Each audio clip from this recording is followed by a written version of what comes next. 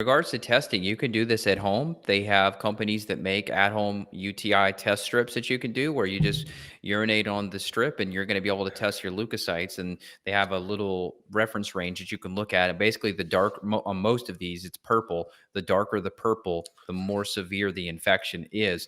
And we had incredible results with our daughter using some of the D-mannose. We have some chewable versions. We did some of these herbs mixed in with some applesauce, and we retested using these little pea strips.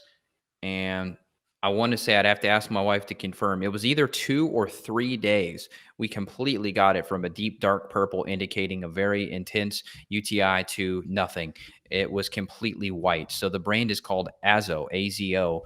And they also make other things. I think they make like ovulation strips and that kind of stuff for more like female health. But this urinary test strip, you're looking at maybe $10 for a pack of these. So if you do have suspicion, or if you've had chronic UTIs, this is something that I would recommend you do at home, because so many times you and I hear the story of the woman having to schedule an appointment, get into the doctor. Yep, I have a UTI. It's like you could have done that and figured it out at home in 2 minutes for $10. The accuracy is very, very good.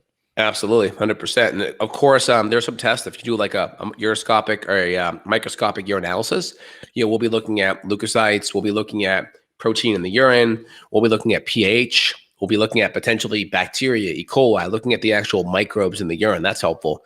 And then obviously just from a diet, just from a lifestyle strategy, this is obviously going to pertain more to kids, right? Just teaching your kids how to wipe the right way, right? Females, front to back, kind of common sense, but kids obviously develop bad habits, and that can be a simple, easy lifestyle methodology that can fix that problem. And just getting more water, more hydration. If kids have a compromised immune system due to too much sweets, obviously artificial sweeteners like aspartame, Splenda, those can impact the microbes as well. Those things can compromise the immune system and shift the microbiome kind of balance, microbiota balance in the gut and in the urinary tract. Yep. Let me show this one more thing. Do you mind bringing this, highlighting this paper here? Absolutely. There's one more that we wanted to show people. This was just titled Prospective Study to compare, they said antibiosis. They're talking about antibiotics versus NAC, mannose, and morinda fruit.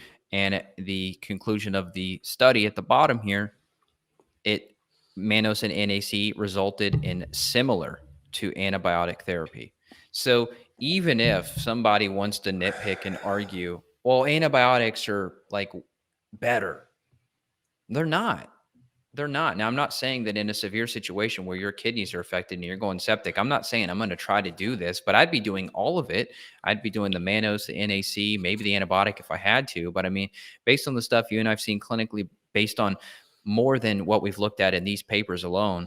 I mean, the cool thing about PubMed too is you'll be able to have related articles pull up. Like you could go into this one, D-mannose and hibiscus and lactobacillus and probiotics, Yeah, probiotics are going to have a major influence as well due to the acidification of that area. I mean, you can, depending on where you're at, you could potentially even do intravaginal probiotics. You could put the capsule in, let it dissolve, or you can mix it in with like a little bit of aloe or shea butter or coconut oil, something that's going to dissolve. And you could essentially mix it in, freeze the cube or refrigerate the cube so it's solid, and then insert intravaginally, and that will kind of dissolve, and then it will contain some of those nutrients to help support the vaginal canal. And depending on where you're at, if there's some yeast, you could even do that same thing with boric acid too. I recommend some kind of a carrier though, just so it's it's not as abrasive if that canal or that tissue is really sore or irritated. It just provides some moisture to that area as well and won't irritate it. And if you're unsure, test the moisturizer, whether it's aloe or shea butter or coconut oil. Test it before you put any of the extra stuff in it, so you know if that's a problem at all.